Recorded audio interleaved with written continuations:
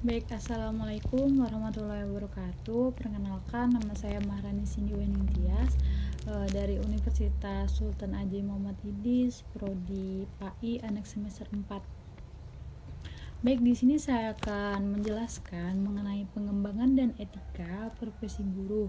Nah, di sini saya mengambil 4 pembahasan. Yang pertama itu tugas guru sesuai Permendikbud, yang kedua itu tugas guru kelas, yang ketiga tugas utama guru PAI, dan yang keempat tugas tambahan guru sesuai Permendik. Baik, yang pertama membahas tentang tugas guru sesuai Permendik.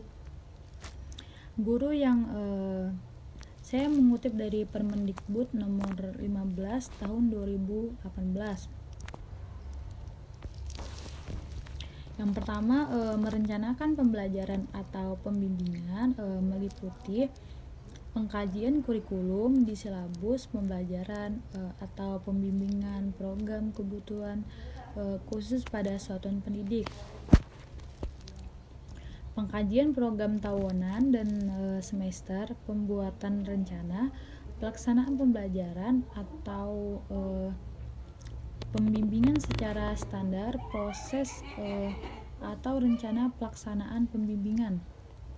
Yang kedua, melaksanakan pembelajaran atau pembimbingan atau pelaksanaan dari rencanaan pelaksanaan pembelajaran atau bisa disebut dengan RPP.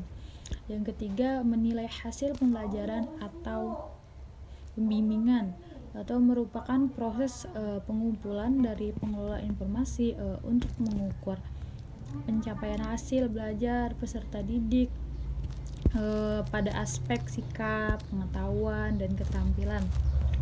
Baik, yang keempat, membimbing dan melatih peserta didik untuk mengikuti kegiatan ekstrakurikuler. Yang kelima, melaksanakan tugas tambahan yang melekat pada pelaksanaan kegiatan pokok sesuai dengan beban guru, meliputi wakil kepala satuan pendidik, ketua program keahlian satuan pendidik, terus kepala sekolah satuan pendidik, serta kepala laboratorium. Tugas tambahan yang terkait dengan pendidik di satuan pendidik antara lain itu ada wali kelas, pembinaan organisasi siswa intersekolah atau bisa disebut dengan OSIS.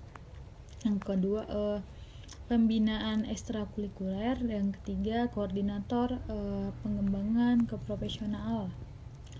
Selanjutnya kita masuk ke pembahasan yang kedua mengenai tugas guru wali kelas. Tugas pokok dan fungsi atau bisa disebut dengan topoksi wali kelas itu membantu dan bertanggung jawab kepada kepala sekolah. Pengelolaan kelas tugasnya meliputi mewakili orang tua dan kepala sekolah dalam lingkungan pendidik, meningkatkan ketakwaan kepada Allah Subhanahu wa taala yang Maha Esa. Selanjutnya, membantu pengembangan keterampilan dan kecerdasan anak didik, membina karakter, budi pekerti, dan kepribadian anak didik.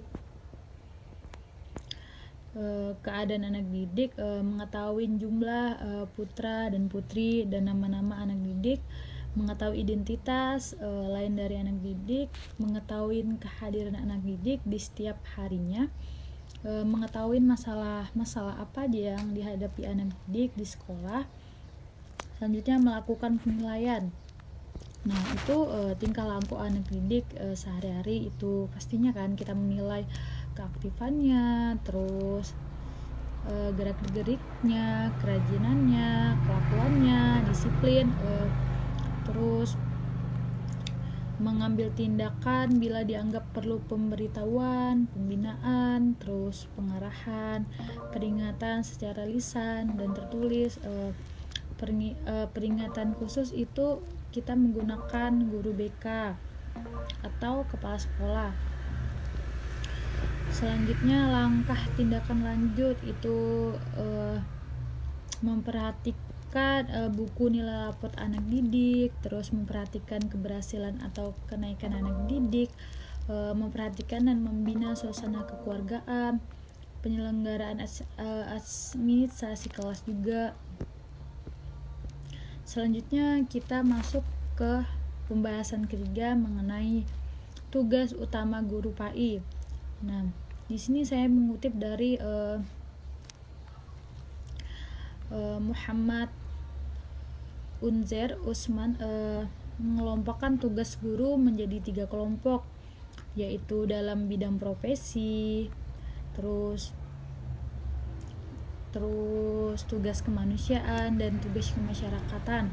Yang pertama di dalam tugas bidang profesi. Nah, guru merupakan suatu profesi yang artinya suatu jabatan atau pekerjaan yang memerlukan keahlian khusus, sebab guru profesi itu tidak sembarang orang. Kalau kita tidak mempunyai keahlian atau skill, itu tidak bisa dikatakan sebagai guru profesi. Nah, tugas guru yang memiliki profesi itu meliputi mendidik, mengajar, terus dan melatih. Mendidik berarti meneruskan dan mengembangkan ilmu, pengetahuan dan teknologi. Sedangkan melatih adalah mengembangkan keterampilan kepada siswa. Selanjutnya tugas bidang kemanusiaan. Nah, dalam hal ini guru dalam sekolah dapat menjadikan dirinya sebagai orang tua kedua peserta didik yang mampu menarik simpati sehingga ia menjadi idola para siswa. Selanjutnya yang ketiga, tugas bidang kemasyarakatan.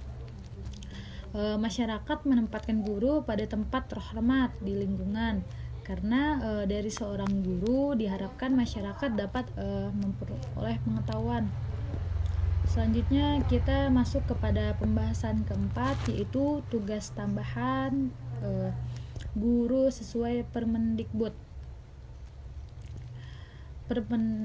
Permendikbud nomor 15 tahun 2018 mendefinisikan guru sebagai pendidik profesional dengan tugas utama mendidik, mengajar, terus membimbing, mengarahkan, melatih, menilai, dan mengevaluasi. Tugas-tugas yang dikerjakan oleh guru Permendik, yang pertama tugasnya dalam mendidik. Nah, itu dilansir dari jurnal yang diterbitkan oleh Sekolah Tinggi Ilmu Tarbiyah Nahdlatul Ulum. Mendidik berkaitan dengan moral, kepribadian. Mendidik adalah proses memberikan motivasi untuk belajar dan mengikuti ketentuan maupun tata tertib yang disepakatin bersama. Strategi dan metode yang dilakukan yaitu dengan keteladanan maupun pembiasaan pada tata tertib kepada siswa-siswi tersebut. Selanjutnya yang kedua itu tugas dalam mengajar. Lain halnya dengan mengajar yang berkaitan dengan ilmu pengetahuan maupun ilmu teknologi. Proses dalam mengajar dapat dilakukan dengan memberikan contoh, mempraktekkan keterampilan, terus menerapkan konsep tertentu yang telah diberikan kepada siswa-siswi, sehingga kecakapan atau keterampilan tersebut dapat diserap oleh siswa yang pada akhirnya dapat digunakan dalam kehidupan sehari-hari agar siswa dapat mempraktekkannya di dalam kehidupannya ya. Selanjutnya tugas dalam membimbing berkaitan dengan norma dan tata tertib. Membimbing juga terkait dengan karakter siswa. Nah, dalam proses ini suatu bahan ajar atau ilmu pengetahuan akan ditransfer atau disampaikan kepada siswa.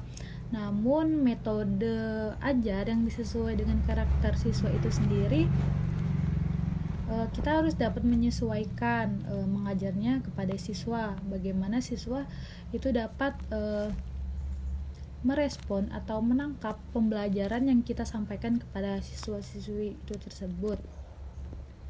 Selanjutnya tugas dalam mengarahkan berkaitan erat dengan sesuatu yang hendak dituju, kemudian perlu dijelaskan kembali mengapa sih hal itu menjadi tujuan kita. atau capaian apa yang hendak diperoleh ketika sampai pada tujuan. Misalnya contohnya seorang guru mengarahkan siswanya untuk bisa belajar secara mandiri selain di sekolah.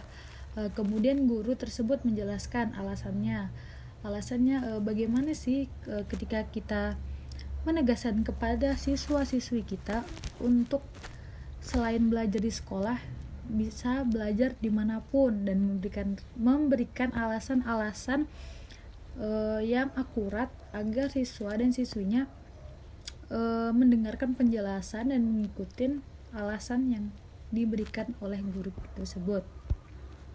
Selanjutnya tugas dalam melatih. Nah, melatih ini jauh dari yang namanya keterampilan atau kecakapan hidup, atau dalam bahasa Inggrisnya disebut dengan life skill. Nah, ini sangat penting juga agar siswa memiliki jiwa kemandirian yang kuat. Prosesnya bagaimana? Seorang guru bisa menjadi contoh sekaligus teladan dalam hal moral.